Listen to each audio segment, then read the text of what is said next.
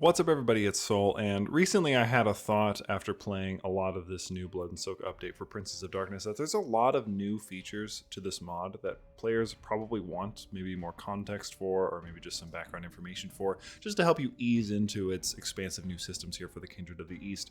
And so today I'm going to bring you 5 useful tips and or facts about Blood and Silk to hopefully help you become better acclimated and just generally help you understand a little bit better. First of all, we're going to start with what is a Kuei-Jin. Although the game will explain this to you, I find that it might be helpful to just do an overview on this just to start. Though similar to vampires within the setting, Kuei-Jin are a somewhat more complicated supernatural being. Allegedly descended from the 10,000 heroes of the august personage of Jade, they were initially tasked with guiding and protecting the universe in ancient history. They were selected based on their skill and courage through trials, and sustained themselves on Chi, essentially the essence of life itself or energy of the universe. Yet when they learned to feed off the Chi of mortal beings and corrupted their tests of courage and strength, they fell from grace. Though some of their descendants did attempt to curry the august personage of Jade's favor, they were cursed to live as undead, only able to acquire Chi through the blood of the living and exist in a horrific echo of their former divine glory.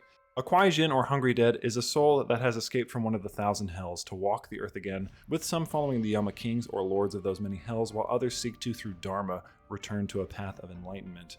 They use Chi to power themselves and have 4 new lifestyle trees to articulate their various capabilities: Demon Arts, Soul Arts, Chi Arts, and Shintai. Now, something to be mindful of when playing as a Kuei-Jin, sort of like Mahailan, the Heaven and Hell General, which is one of my recommended Kuei-Jin to play as because she has a pretty robust decision tree and she comes face to face with the Onda, so you have like kind of a big challenge to overcome here, is that you have something known as your Dharma, and she only starts with Dharma 3. So if this thing called Dharma becomes 0, you will actually just get in a game over it. And the way that you achieve different Dharma is based on your religion. Hers is empty hands, so she has to do either bind wraiths, teach an art to a Kuei-Jin, or spend perk points via a unique decision, which will gain her 6 points. Various other characters will have different ones, such as Shu, who we've played as here on the channel. She has Dharma 7, and the way that she acquires different Dharma is like by eating people, killing people, various things like that. There's various different religions, obviously, within the mod that have been added, but the one that is the easiest probably to acquire Dharma is the Devil Tigers. There's various different tiger faiths. As you can see, there's a ton, but it's because basically what you have to do is go to war and like torture people. So it's a lot easier than, say, binding a wraith or having to like teach somebody a skill. Additionally, if you build certain buildings within your domicile, you can actually gain Dharma from that as well. If you check on something like this, like the north-facing entourage, you get 5%, 10% more Dharma, up to 15, up to technically 20, up to 20%, but at that point you start to lose vassal limits and you start to lose domicile income. So you obviously have to be a little bit more mindful of that. But using your domicile as far as acquiring more Dharma is also a possibility. Unlike with vampires, where you would embrace somebody to acquire an heir, you can actually just have children. Like this character, Mahailan, has 4 children who are her actual children, not just like a metaphorical childer. You can also acquire children through a decision, which would be look for a successor. So there's 2 different options here for acquiring different children. And something else to be mindful of, at least when you're starting a new game, is that pretty much within the first 10 years, there's going to be 2 characters that get the Conqueror trait, and they're basically going to start doing a pinch on all of China. So they're going to come from the south and from the north, and that's going to be Qinkai of the Mongols, the Judge of the Steppes, and that's going to be Piao Piang, the Red Dragon. Both of these are pretty much going to take over most of the south and most of the north, so that's something you're going to have to contend with, especially if you play as somebody like Mahailan, because she is specifically trying to battle against the Onda. She's basically come back from hell to fight against them.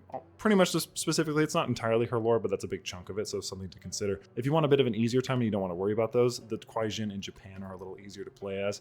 And if you don't want to play as a Kuei-Jin, there are also vampires that you can play as, although you do have to be mindful that the Kuei-Jin and vampires don't get along, so it is something that you're going to have to, again, contend with. But there are some really cool vampire characters, such as Miyako over here, or like Hannah, the Tremere over here. Next, we're going to go over the different lifestyle trees, just as a general expression of them, so you can kind of get an idea of what they're about. So demon arts are like a variety of passives and things that you can activate on your own. You can just invest in this tree and just get demon art experience that way. Some characters can get it through like consuming other characters, things like that. There's things like Black Wind, which is passive, or like Infernal Speed, which you can just activate, which are interesting. So it's like a character interaction. They'll tell you what they are at the bottom. These are pretty straightforward. Soul Arts are a pretty big tree, but they're also fairly straightforward. They tell you what they do. There's like the Ghost Arts, the Heavenly Arts, the Beast Arts, the Devil Arts, the Dragon Tier, and Hell Weaving. I recommend going down the Ghost Arts specifically because of how important Umbra is. You'll see in a second because I'm going to talk about it a little bit later in this video, but Umbra will come up a lot. You can obviously do something like the Beast Arts if you want to play a little bit more beastly. I feel like the 2 I typically tend to mess around with the most are the Ghost Arts and the Heavenly Arts, so just try to maybe stay around here if you're just starting out. If you're playing as an evil character, going down Hell Weaving can be pretty solid. Something important to note with all of these skills is you don't need to have the prerequisite or the one right above it. You can just invest in it if you have the right amount of perk points. This soul art focus gives you a perk pretty frequently, about every couple of years or so, so you don't have to worry about not being able to fill out, you know, one of your favorite branches or something. You can do it pretty quickly. I've played various playthroughs at this point, and you can go down these trees really fast. Chi arts are a little bit different because the only way to even unlock the ability to get one of these is that you have to go on a journey. So if you had a coterie, which like this character does have, you can go down and learn a new ability. And once you learn that new ability, then you can go back and you can unlock its specific Chi art. So say, for example, I wanted to learn Chi Mastery with Prana. I would have to go on a journey to new ability and learn Prana. So that's just something to keep in mind if your character doesn't have any of those by default. As for Shintai, this one's pretty straightforward as well. You kind of just select this and then go down whichever tree you want. It is at the cost of damage every single time you do this, so that's something to keep in mind if you are already hurt. You don't want to hurt yourself too much. I do like the Shintai of Jade, Shintai of Flesh, and then I believe the Shintai of Storms is also pretty cool. But there's a lot of different options here, obviously.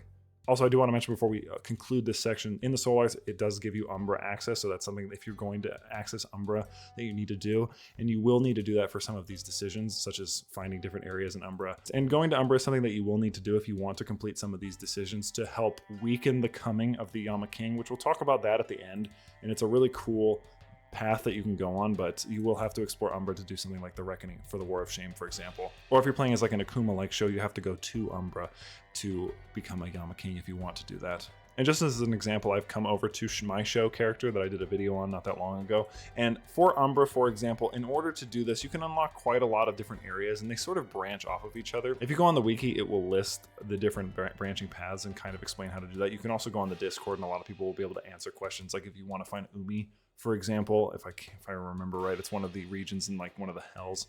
You actually have to be in water when you're exploring Umbra to find Umi. It's kind of weird. But basically, once you get to a certain percentage of your, discovery here, you'll go on an expedition and they will give you various, items, artifacts. This one, for example, there's a spirit that's within this Umbra expedition that I could potentially bind to my character if I wanted. And being able to bind somebody is associated with like the soul art. So you can bind a wraith, or you can summon a wraith, things like that. And summoning and binding wraiths is something that you have to do if you want to become a Yama King. So that's something to keep in mind. And speaking of Yama Kings, I've loaded to another save for an old video that I did where I played as Piao Pyong and I killed a Yama King. Essentially, you have to wait until 1430. You can do a bunch of decisions, and those will help prevent them coming, I think, in like 1350, or help weaken them. And in 1430, you'll basically get the decision that you'll be able to hunt one of the Yama Kings and basically defeat them. I think you get the option to do this every 50 years.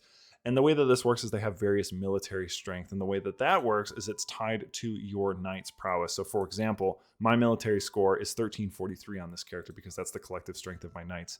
In my video, I ended up asking a bunch of my different vassals for more of their powerful knights. So I ended up with like 1800, and I was able to defeat Talmu. So just as an example, and if you want to do this, it is really cool and it is very random and difficult. I did have to reload a few times, and just so you know, and I do recommend this before 1430, make a save in 1429, because basically once 1430 starts, the entirety of this is predetermined. So no reloading is going to change anything. You basically have to just go with what happens. And most of these have like instant death things that'll just pop up. And it does warn you that doing this is absurdly difficult. Do not attempt if you care about your character's well-being. Even saving and reloading your game will not save you. You've been warned. And that's basically because once this pops up, it's already predetermined the path that your character will go on, like if they'll succeed or fail at certain things. That's going to be it for this one. I just wanted to come in here and basically give you guys some general tips, knowledge, and just advice when playing in this area. There's a lot of new stuff, and there's a lot more to come. Obviously, playing as a Kuei-Jin isn't the only thing you can do over here, and there will be new were creatures and hunters